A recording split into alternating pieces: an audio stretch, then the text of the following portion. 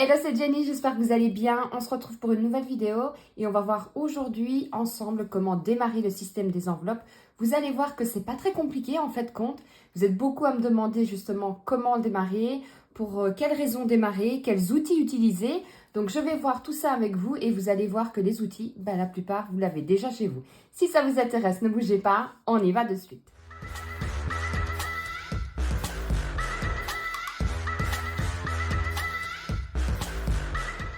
J'espère que vous allez bien. Alors ici, c'est une vidéo qui m'a été beaucoup demandée parce que je pense que vous êtes beaucoup à commencer aussi le système des enveloppes en ce début d'année scolaire. On n'est pas l'année proprement dit, mais l'année scolaire. On a envie de pouvoir gérer son argent, on a envie de pouvoir mettre de l'argent de côté, de faire face aux imprévus. Donc, on se tourne, comme beaucoup de monde, vers le système des enveloppes. Et c'est vrai qu'au début, ça peut paraître très compliqué. Surtout si on a l'habitude de ne pas du tout gérer son budget. Mais vous allez voir qu'en fin de compte, c'est pas très compliqué comme système. Il faut juste de la bonne volonté et quelques matériels. Mais vous allez voir que le matériel, c'est entre guillemets facultatif parce que vous avez tout ce que vous pouvez utiliser déjà chez vous. Mais ça, je vous le montrerai plus tard dans la vidéo. Alors, premièrement, beaucoup se posent la question, comment faire, qu'est-ce que je dois faire, par quoi commencer, qu'est-ce que je dois économiser en premier. Alors là, j'arrête tout le monde tout de suite. C'est vraiment propre à chacun.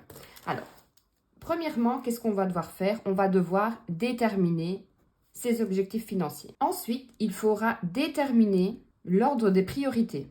Et troisièmement, les outils qui sont mis en place pour justement pouvoir y arriver. Alors, ça peut paraître très compliqué, très cher à bien, j'ai envie de dire, mais vous allez voir que c'est très simple. Donc, premièrement, alors, déterminer ses objectifs financiers. Quelqu'un qui a 70 ans et quelqu'un qui a 20 ans, forcément, n'aura pas le même objectif financier.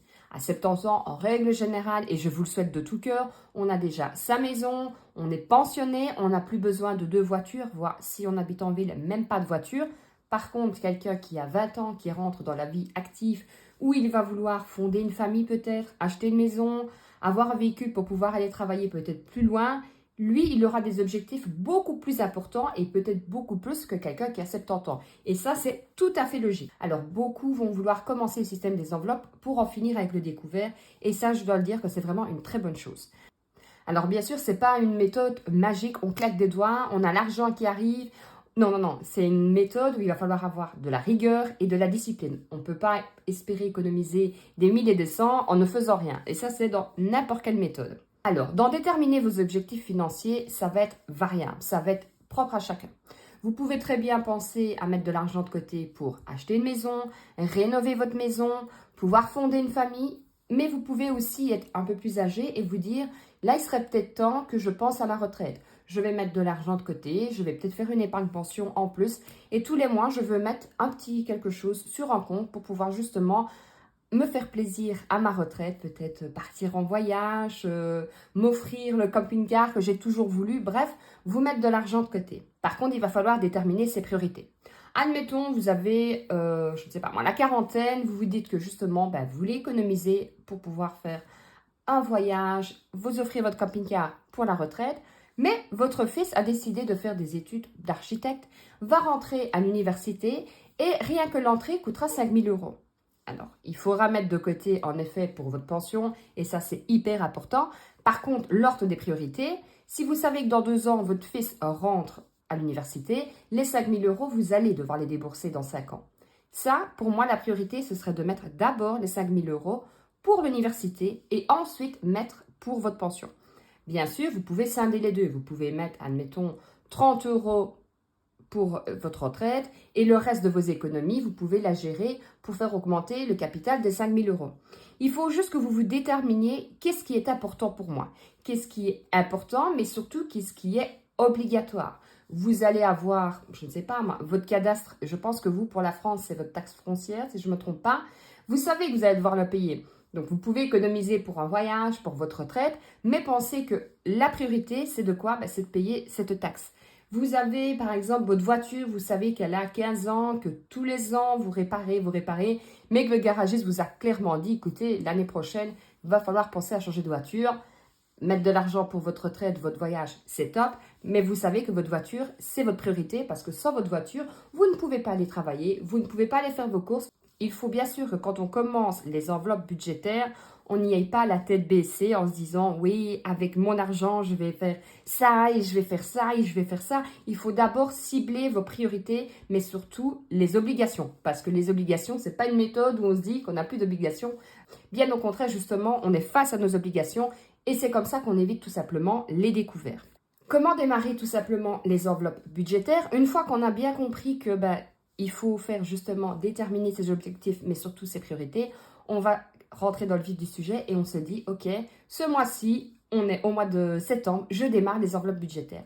Et qu'est-ce que je fais? Je établis d'abord mon budget. Alors ça, c'est la base de toute économie. De n'importe quelle méthode, vous devez faire votre budget. On ne peut pas estimer que j'ai à peu près autant et je dois avoir ça comme abonnement. Non, non. Il faut justement ouvrir les yeux, s'asseoir à table avec toute seule, avec son compagnon.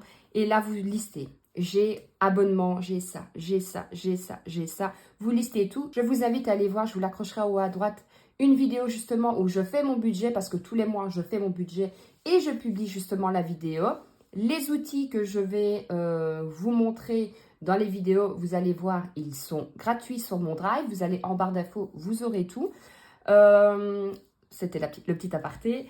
Donc, il faudra bien sûr faire votre budget. Ici, je ne vais pas vous détailler comment faire un budget. Si ça vous intéresse, je pourrais faire une autre vidéo où vraiment je vais vous montrer étape par étape comment établir un budget. Mais comme je vous dis, je vous remettrai de toute façon la vidéo en haut à droite pour justement avoir une idée de comment faire un budget et voir un peu le support que j'utilise. Mais ça, c'est la priorité. Votre budget, vous ne pouvez pas y échapper.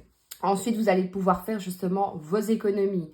Quand vous allez faire votre budget, en tout cas moi, pour ma part, c'était comme ça. J'ai réalisé que j'avais beaucoup d'argent qui partait à gauche et à droite et que finalement, je ne le savais plus parce que j'avais souscrit à un abonnement, je vais prendre un exemple, un Canal+ parce qu'il y avait une promo.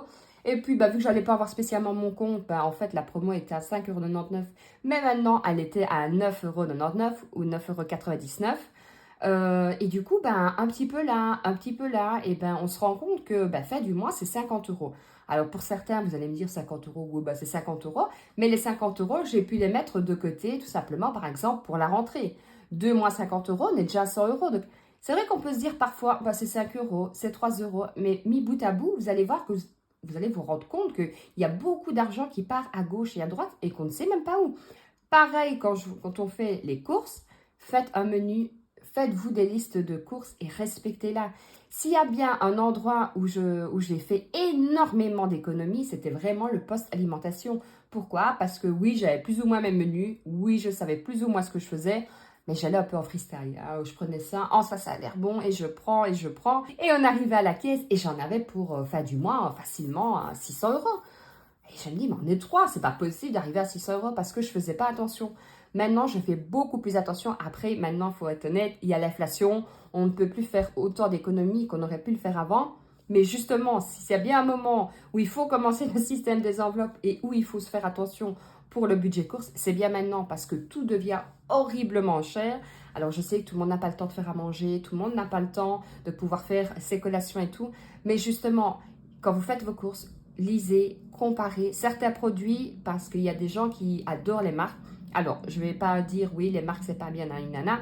Les marques, il y a certaines marques que je prends parce que j'ai essayé des sous-marques et honnêtement, ça ne m'a pas plu. J'ai essayé, ça ne m'a pas plu. Mais il y a des produits où ils sont exactement pareils que les marques, sauf que c'est 3 fois moins cher que les marques.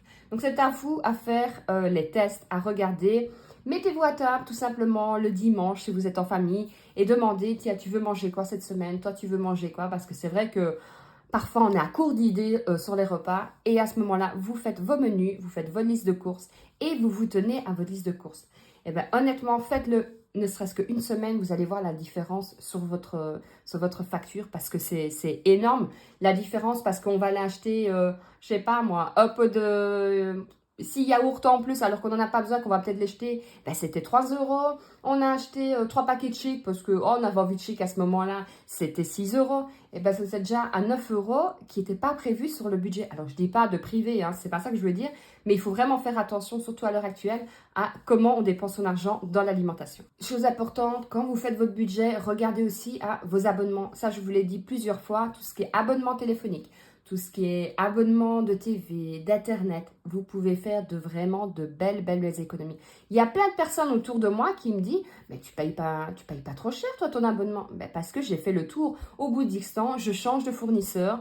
Du coup, je téléphone, voilà, chez tel fournisseur, on me propose un contrat de ça, pour ça. Est-ce que vous pouvez vous aligner, oui ou non? Non, ok, je change d'opérateur. Et 6 mois après, il y a une promo de l'autre côté, je rechange d'opérateur. D'ailleurs, j'en avais parlé avec les installateurs qui étaient venus faire les modifications chez moi. Je leur ai dit, honnête, ils me disent, ah, mais vous avez déjà la fiche de, je crois que c'était de chez Proximus. Je dis oui, parce qu'il y a 6 mois, j'étais chez Proximus, mais je change à peu près tous les 6 mois. Et il me dit, honnêtement, madame, vous avez raison, c'est comme ça qu'on fait des économies, parce que ça fait des promos. Il ne faut pas avoir peur non plus de téléphoner, de dire peut-être réadapter son plan financier. Parce qu'il y a plein de personnes autour de moi, je vous dis, moi j'ai autant et eux, ils payent pour la moitié de ce que j'ai, ils payent, je sais pas, 30 ou 40 euros plus cher. Parce qu'ils ne prennent pas le temps de juste passer un petit coup de fil, passer en boutique si vous préférez, et dire, voilà, je trouve que je paye un peu cher, ça fait autant de temps que je suis cliente chez vous, qu'est-ce que vous pouvez faire pour pouvoir alléger un peu ma facture? Ça vaut pour l'électricité, ça vaut pour le gaz, ça vaut pour la téléphonie, l'Internet. Il faut pas avoir peur, honnêtement. Surtout à l'heure actuelle, il faut oser. Franchement, il faut parfois aller au culot et se dire, ok, j'y vais. De toute façon, au pire, ils vous disent non. Et au mieux, ils vous disent oui et vous avez des ristournes. Donc là, c'est le deuxième point. Vous pouvez faire beaucoup d'économies. Après, bien sûr, vous pouvez faire des économies sur votre essence ou votre diesel. Admettons que vous avez l'habitude d'aller faire les courses tous les 3 jours et que le magasin le plus proche où vous allez est à 10 km. Peut-être aller faire les courses une fois semaine, voire 2 fois pour acheter peut-être quelques produits frais, parce que c'est vrai qu'ils ne se gardent pas toujours super bien. Mis bout à bout, vous allez faire beaucoup moins de kilomètres, beaucoup moins de dépenses, ne serait-ce que pour l'usure de la voiture, mais aussi pour tout ce qui est diesel. Je pense que c'est gasoil chez vous et pour l'essence. Voilà, c'est des petits trucs, mais ça, c'est pour moi une vidéo que je pourrais vous faire complètement à part parce que des trucs et astuces, je peux vous en citer 50 et la vidéo durerait 3 heures. Donc ça, c'est pas le but. Moi, ici, c'est vraiment pour vous montrer justement qu'il est facile de démarrer les enveloppes budgétaires. Maintenant, je vais vous montrer les outils pour y arriver et tous les outils qu'il y a en place, honnêtement, il y en a des milliers et des cents. Alors, les outils, il ne faut pas se mettre la pression. Je sais qu'au début, quand on regarde les vidéos sur YouTube, on a envie du dernier casseur, du dernier truc. Mais vous pouvez trouver plein de produits gratuitement pour commencer. Le temps de voir si justement le système des enveloppes physiques vous convient. Parce qu'il y a certaines personnes qui préféreront le système des enveloppes en carte. Ça peut être aussi, le système de suivi d'argent plutôt. On sera moins dans les enveloppes à carte. Donc ça, c'est à vous de voir. Donc n'investissez pas d'abord dans des 1000 et des cents, plein de portefeuilles, de filofax, Prenez d'abord, ou alors prenez vraiment, je ne vais pas dire le bas de gamme, mais pas trop cher pour ne pas justement dépenser de l'argent inutilement. Premièrement, vous pouvez très bien commencer, et c'est d'ailleurs comme ça que j'ai commencé. J'ai fait mon budget tout simplement sur un cahier, comme ceci. J'avais un cahier, je mettais mon budget, mes entrées, mes dépenses fixes, et ce que je voulais économiser. Très simple. Alors, moi, vous pouvez faire aussi avec des simples enveloppes à papier que généralement on a chez soi et qui d'ailleurs restent au fond du tiroir parce qu'on n'en voit pratiquement plus de lettres. Vous prenez votre feuille, votre enveloppe, vous notez courses, vous mettez votre argent dedans. Vous notez ça, vous mettez loisirs, vous mettez. Vous pouvez aussi, si vous avez des enfants, les faire décorer les enveloppes pour que ce soit un peu plus agréable qu'une simple enveloppe blanche. Moi, ce que j'avais, évidemment, je ne l'ai plus sur moi, c'était un classeur, je vais dire, avec des chemises. Donc, c'était un classeur qu'on ouvrait comme ça. Et j'avais pris, et il y avait plusieurs chemises dedans, des grandes. Hein, et j'avais pris des étiquettes blanches qui me restaient aussi. Et j'avais noté mes courses dedans. Je mettais mon argent dedans. Et ça faisait très bien l'affaire. Forcément, au bout d'un moment, quand vous voyez que, moi surtout quand j'ai vu que la méthode me plaisait vraiment bien, j'ai commencé à investir un petit peu dans des classeurs et autres. Si vous regardez mes anciennes vidéos, vous allez voir que j'ai un peu changé. J'avais d'abord un portefeuille filofax où je mettais mes enveloppes. Après, je me suis dit, au début, j'aimais bien. Puis, j'ai plus trop aimé parce que je me suis dit, tiens, les gens voient un peu les enveloppes. Alors, au début, les gens ne savaient pas très bien c'était quoi le système des enveloppes. Mais quand les gens ont commencé à comprendre le système des enveloppes, à chaque fois, à la caisse, c'était « Ah, vous faites le système des enveloppes ». Et c'est vrai qu'au début, et ça, je peux le comprendre puisque moi, je l'ai vécu, j'étais un peu mal à l'aise, donc j'ai rechangé. Ensuite, j'ai pris j'ai pris un portefeuille classique où j'avais fait des enveloppes comme je fais maintenant, et ça, je vais vous le montrer. Ensuite, j'ai été beaucoup plus à l'aise. J'ai pris, c'était pas celui-là, mais je l'ai utilisé comme ça, un classeur, un set où je mettais mes courses avec mes trackers que j'avais justement avec ça. Ceci, vous pouvez en trouver sur Shein, voire Amazon, mais ils sont plus chers. Ou sur maintenant Temu, où là, en effet, en règle générale, c'est encore moins cher que tous les autres. Et en une semaine, vous l'avez. Et vous avez, moi j'ai la Cricut, donc j'ai pu faire ceci. Mais vous pouvez le faire avec des étiquettes. Vous pouvez prendre des feuilles de chez Action où vous mettez derrière et vous mettez... Bref, laissez libre à votre imagination. Faites-vous plaisir. Parce que c'est ça aussi, le système des enveloppes, pour moi, c'est sa créativité. C'est se faire plaisir. C'est... Ben, moi, je sais pas. Moi, c'est un truc qui m'a vraiment passionnée, aussi bien pour faire des économies que pour pouvoir avoir plusieurs petites choses et ainsi de suite. Donc, moi, j'avais tout ce système-là. Alors, ça, je l'avais pendant les vacances. Maintenant, j'ai eu un peu envie de changement et je suis repartie sur ce portefeuille-là. Alors, je sais je l'ai pris sur Amazon, il était plus disponible, mais je vous remettrai de toute façon le lien en barre d'infos. Comme ça, s'il n'est pas revenu en stock, vous aurez quand même la référence si vous intéressait. Donc, quand vous l'ouvrez ici, je ne vais pas vous montrer, mais vous avez la partie avec toutes les cartes. Et alors ici, vous avez justement 3 compartiments. Donc, vous avez un compartiment, un deuxième et un troisième. Et ici, je peux ranger mes pièces. Et alors, j'ai tout simplement fait des enveloppes. Pareil, si ça vous intéresse, elles sont gratuites sur le Drive. Et alors, je mets comme ceci mon argent dedans avec derrière le suivi course. Et comme je vous l'avais déjà dit dans la dernière vidéo, je range toujours de la même façon. Donc ici, j'ai mes courses, puis j'ai les animaux, j'ai la maison, la monnaie. Ensuite, c'est moi, ma fille, et ensuite, j'ai les imprévus. Et comme ça, maintenant, quand j'arrive à la caisse, eh ben, honnêtement, ça va super vite. Je sais que de toute façon, la première poche, la première enveloppe, c'est de toute façon les courses. Hop, je sais prendre directement. Ici, j'ai la maison, je prends directement. Il me faut de la monnaie, j'ai tout regroupé. Maintenant, hop, ça va super vite et personne ne voit. C'est comme si je prenais tout simplement mon argent comme ça. Donc ça, c'est pour l'instant, mais ça fait une semaine et demie. Ouais, je pense. Ça va faire la deuxième semaine que j'utilise comme ceci. Mais je l'avais déjà fait auparavant. Ensuite, j'ai un classeur. Pareil, vous prenez ce que vous avez. Un vieux, je sais pas moi, un vieux classeur, même A4 que vous avez de votre enfant. Vous prenez ce que vous avez pour commencer à la maison. Il n'y a pas besoin de dépenser des 1000 et des cents. Et j'ai ceci, que celui-là par contre je l'ai depuis un petit temps, où je classe mon argent pour le mois. Donc le portefeuille c'est pour la semaine, et pour le mois j'ai ici voilà, mes courses, mes animaux, j'ai la maison, j'ai moi, j'ai les imprévus et j'ai ma fille. Comme ça tous les mois je mets mon argent dedans. Pareil, je vous mettrai une vidéo en haut à droite où je fais le remplissage justement début du mois. Comme ça vous allez pouvoir voir comment je sépare mes économies, mon argent début du mois et ainsi de suite. J'ai aussi 2 classeurs parce que j'avais envie de 2 classeurs, mais vous pouvez très bien avoir un classeur pour pouvoir mettre vos épargnes. Dans le premier classeur, vous voyez, ici, j'avais fait une enveloppe à la Cricut, mais derrière, j'ai mis une simple feuille de chez Action. Ici, j'ai la maison et pareil, j'aimerais bien refaire mes enveloppes, mais voilà, je n'ai pas encore eu l'occasion. Ici, les anniversaires. J'ai mes animaux et là, voilà, par exemple, je l'ai mis en banque parce que j'ai des comptes. Maintenant, j'ai plusieurs comptes bancaires en ligne gratuits. Justement, ça aussi, c'est des petites économies que vous pouvez faire. Les frais bancaires sont souvent très chers si vous avez des comptes et des sous-comptes. Donc, moi, j'ai plusieurs comptes bancaires. J'ai un compte bancaire que j'ai depuis des années qui, lui, est payant, mais pas très cher parce que c'est mon compte vraiment principal. Et ensuite, j'ai plusieurs comptes gratuits qui sont en ligne, gratuits, comme ça, voilà, par exemple, pour les animaux, pour ne pas garder justement 580 € à mon domicile, je l'ai mis tout simplement à la banque. Ensuite, j'ai la réserve. Et alors, de l'autre côté, j'ai encore un autre classeur. Mais pareil, vous n'êtes pas obligé d'avoir 2 classeurs. Ici, j'ai pour mes vacances, j'ai pour la rentrée, j'ai mon défi des 5 €, le défi des saisons. Et Joyeux Noël, pareil que là, j'ai 820 €. Je ne voulais plus garder ça chez moi parce qu'on est à l'abri de rien. Et là, je l'ai mis à une autre banque. Et d'ailleurs, j'ai noté que c'était la CVC. Comme ça, tout est clair et je ne me trompe pas de banque. Ensuite, j'ai ceci, pareil, je l'ai depuis un petit temps maintenant. C'est ce qui me sert un peu d'agenda, mais agenda budget. Donc, j'ai pareil ici mes économies pour voir un peu un visuel que je fais tout simplement sur l'année. Je sais qu'en janvier, j'ai économisé ceci en plus de mes épargnes.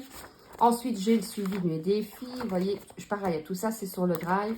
J'ai mes défis, mais ça, je vous parlerai si vous voulez dans une autre vidéo, un peu les défis qui sont réalisables facilement et sans prise de tête, pour le début surtout. Et alors, ici, j'ai tous les mois. Donc, ici, en septembre, voilà, j'avais établi mon budget avec mes entrées, mes dépenses fixes, mes charges variables et tout simplement mes épargnes souhaitées. Et alors, bien sûr, après, vous avez mille et une façons de faire. J'ai eu des boîtes pour pouvoir ranger mes pièces. Maintenant, j'ai des billets factices justement parce que moi, j'ai besoin d'avoir un visuel, j'ai besoin de couleurs, j'ai besoin, voilà, ainsi de suite. Donc, voilà, l'argent que j'ai mis en banque, ben, j'ai besoin de billets. Donc, ben, j'ai des super beaux billets, pareil, qui sont pas très chers. Et au moins, ça me fait un visuel. Et alors après, bien sûr, vous mettez ce que vous voulez. Moi, ici, j'ai fait des boîtes. Vous voyez, ça se trouve, il y a plein de choses que vous avez chez vous, dans votre grenier, dans votre cave, que vous avez complètement oublié et que bah, vous ne pensez pas que vous pouvez l'utiliser. Ça, c'est une simple boîte que j'ai pris chez Action. Mais honnêtement, j'aurais été dans ma cave, j'aurais peut-être trouvé autre chose. Voilà, où je mets ma monnaie des 2 € dedans. Ici, c'est celui où je mets les 1 € dedans. Mais vous pouvez très bien avoir plusieurs boîtes au début, vous faire vos économies pour, je sais pas moi, pour la rentrée, l'économie pour votre jardin. Bref, je suis sûre qu'en fouillant chez vous, vous allez avoir tout ce que vous pouvez avoir besoin pour tout simplement démarrer votre budget et pouvoir commencer les enveloppes budgétaires. Moi, si j'ai un conseil vraiment important à vous donner, c'est surtout de ne pas se mettre la pression, de prendre son rythme. On fait des erreurs, on est humain, donc il est normal. Et moi-même, quand j'ai commencé, il ne faut pas croire qu'après un mois, j'avais mis 1 000 € de côté et que waouh, je gérais tout super bien. Pas du tout. J'ai fait justement une façon, je me suis rendu compte que ce n'était peut-être pas la bonne façon. Puis j'ai revu le 2e mois, vraiment tous mes abonnements correctement. J'ai pris le temps. C'est vraiment une méthode où il faut prendre le temps. Allez, je vais dire 3 mois pour dire de plus ou moins bien lancé, parce qu'on va avoir des rechutes, parce qu'on aura toujours, surtout si vous avez le côté un peu avoir envie d'acheter souvent, c'est pas en un mois que hop, tout va disparaître, que l'envie d'aller acheter quand vous allez vous promener sera passée. Non, ça c'est pas un miracle, hein. Je vous le dis depuis le début, mais c'est pas une méthode miracle. Il faut de la persévérance, il faut de la rigueur, il faut de l'envie. Mais je vous assure que vous allez pouvoir faire de belles économies et surtout que vous allez pouvoir anticiper toutes vos taxes, toutes vos charges que vous ne pensez pas. Ça aussi, hyper important. Listez bien toutes vos dépenses sur l'année. Par exemple, un abonnement à Disney, un abonnement que vous payez, je ne sais pas moi, à l'année, la taxe d'habitation, la taxe redevance TV. Bref, toutes les taxes que vous pouvez avoir et imaginer, il faut vous lister. Quand vous avez par exemple votre relevé d'électricité, admettons il est en janvier, vérifiez déjà tous les mois, et ça moi je le fais, tous les mois je vérifie mes acomptes pour voir si ça correspond plus ou moins à ce que j'ai consommé, est-ce que je suis bonne dans mes acomptes. Si c'est pas bon, je préfère un petit peu augmenter. Si par contre je donne un peu trop, et bien je me dis bon on va laisser, on verra bien, et au pire ça me fera de l'argent qui revient. Mais voilà, ça c'est hyper important. Alors, si vous mettez par exemple 200 €, je prends un exemple, hein, comme à compte 200 € d'électricité, mais qu'en fait de compte vous devriez mettre 400 parce que bah, vous utilisez beaucoup plus que pour 200 €, vous ne faites pas attention et puis vous mettez les 200 € de différence, je ne sais pas moi, dans l'épargne voyage. Vous êtes super content, vous arrivez fin de l'année, vous dites ah j'ai autant dans l'économie et bam, vous recevez votre relevé d'électricité et vous devez repayer 3 000 €. Et bien là, vous allez être complètement démoralisé. Et je le serai aussi en me disant, bah mince, je dois payer autant et mon voyage, ben, au revoir, merci, je dois mettre tout dedans. Alors que si vous aviez fait attention, ben, vous aviez augmenté les 400 €. Je prends un exemple. Hein. Vous avez augmenté 400 €. Du coup, ben, votre décompte est top. Vous devez rien. Et c'est vrai que vous n'avez peut-être pas mis autant dans les voyages. Mais au lieu de mettre, je ne sais pas moi, dans le shopping 50 € par mois, vous aurez peut-être mis 20 € par mois et 30 € dans le voyage. Mais il ne faut pas fermer les yeux, hein. Il faut vraiment regarder tout ce qui est relevé d'électricité, de gaz, d'eau, les abonnements. Il faut vraiment, et ça c'est vraiment le conseil que je peux vous donner en premier lieu, c'est de faire le tour partout de vous pouvez faire des économies. Voyez avec votre compagnon, avec votre épouse, vous faites le tour et vous dites ok, ça je peux annuler, ça j'en ai vraiment besoin, ça je peux diminuer. Et c'est comme ça que vous allez faire de belles économies. Si vous avez des questions, n'hésitez pas à me laisser un petit commentaire. D'ailleurs, même si vous n'avez pas de questions, n'hésitez pas à me laisser un petit commentaire. Ça fait toujours plaisir et en plus de ça, ça permet de faire découvrir la chaîne. Donc, que demander de plus? Moi, je vous fais de gros bisous. Je vous dis à demain parce que demain, on fera la clôture de la 3e semaine de septembre. On fera déjà le remplissage de la dernière semaine pour moi. Donc, si ça vous intéresse, eh bien, abonnez-vous. Comme ça, demain, vous verrez la vidéo. Je vous fais plein de gros bisous et je vous dis à demain. Ciao, ciao!